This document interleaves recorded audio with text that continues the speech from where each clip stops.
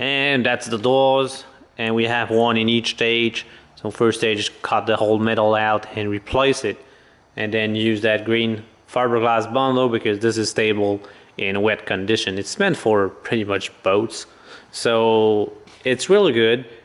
And if you ever have a little hole and you have that bundle on top, it's not going to cause a problem. It's not going to swell with water the same way this bundle would. This is Evercoat bundle, normal bundle from Evercoat, and yeah, this will absorb water and it's gonna come cracking. So that's why sometimes you see some shady repairs and you see the bundles cracking up and it's bubbling up from underneath because it's not the right kind. If they had put that one in, they would have been fine for way longer. So yeah, so this is the first stage. Second stage is that bundle. It's not even sanding that right now, but yeah, once you sand that down, you've sealed the whole panel. The whole patch panel is sealed with this stuff, and then you go over with the normal bundle, and then it's just primer like this one here. And durability is not that compromised because, as I said, this bundle is really good for any humid conditions, and it's gonna be full of oil in it anyways, because that's how we make whole car last around here. Is we just spray them with oil inside the body cavities, so oil eventually gets in between the panels. So if it's there, water cannot get to it. That's the problem. You don't want water to get to your metal, so you gotta have a good coat of paint on it, and you gotta have oil on the other side. I know it's messy when you work on a car and it's full of rust proofing, but that's the way it is around here. You don't want to have that here. Well, you're better off just moving or changing cars every 2 years. Okay, now the doors are done, the rockers are done. All I got to do is fix at least finish fixing up the cab corner here. I got to sand that down, and I got some dents here to fix because at one point the bed was hit from the back and it hit the cab. So I got this dent here, a tiny one here. Also a line in here from the space cab that was on top. So same thing on the other side. I had to fix it up a little bit. So we're just gonna pull that out.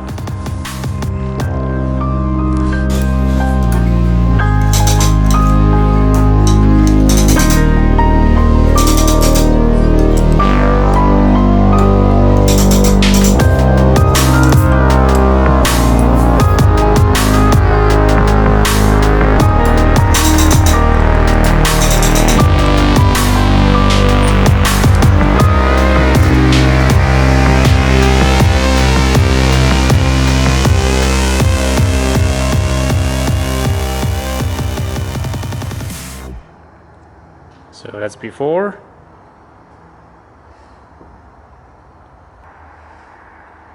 Okay, so I pulled about 80% of the dent out. But yeah, this is kind of thick metal. It's a little thicker than normal. But yeah, I pull a little bit too hard, so it creates some high spots. And the high spots are pretty much where I want the sheet metal to be.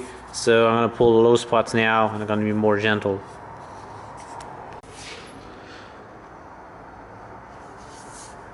This one's okay, and that one, I'll call that good enough. It ain't perfect, but versus what was in there.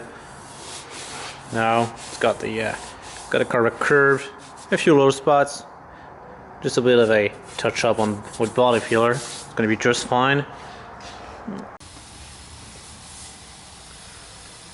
Okay, this is good here as well as there, but we're removing the sticky adhesive that was in there. That was there for you know, the SLT badge or whatever. There's a big dent underneath, so I'm gonna pull that out as well.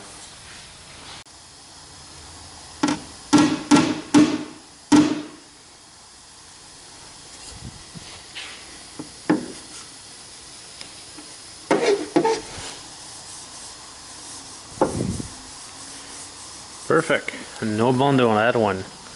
Primer will take the high differences. Okay, so the cab is done, and now I'm just unwrapping my Christmas present, I guess. But yeah, now all that's left to do is to spray some bed liner at the bottom of the seals there. All that very important spot where rocks hits it. And I also have to source some mud flaps because this is just gonna wreck my paint job. The tires I got on there, they're just a rock thrower. So there we go. And my sticker survived, that's good.